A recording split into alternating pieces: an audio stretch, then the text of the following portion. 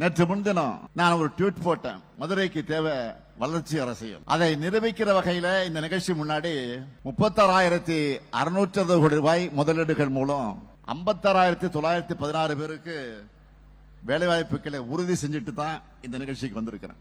இதுதான் எங்க அரசியல். மதுரையும் அதை சுற்றி இருக்கக்கூடிய பகுதியையும் நல்ல தரமான உயர்தர வேலைவாய்ப்புகளை உருவாக்குற இடங்களாக உருவாக்கணும் இந்த அரசு ஓயாமல் பாடுபடும். ஆனா 10 வருஷத்துக்கு முன்னாடி ஒன்றிய பாஜக அரசு மதுரைக்கு அறிவிச்ச எய்ம்ஸ் மருத்துவமனை என்ன ஆச்சு? இன்னும் வரல. மதுரை மண்ணில் நம்ம வீர விளையாட்டான ஜல்லிக்கட்டுக்கு உலக தரத்திலான 62 கோடி ரூபாயில கலைஞர் நூற்றாண்டு ஏறுதழுவது அரங்க அமைப்போம் அமைச்சிருக்கிறோம். அறிவிச்சிட்டு அறிவிப்போடு நிறுத்திடாம அமைச்சிருக்கோம். இதே பாஜக அரசு நம்ம மதுரையில் நடந்த கீழடி அகழ்வாராய்ச்சியை நிறுத்த பார்த்தாங்க.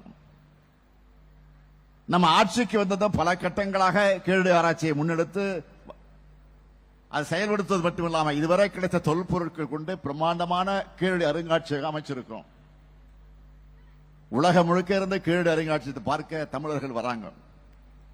ஆனா ஒன்றிய பாஜக அரசு கீழடி ஆய்வறிக்கை கூட வெளியே வந்துவிடக்கூடாதுன்னு தமிழ் மேல வெறுப்போட நடந்துக்கிறாங்க.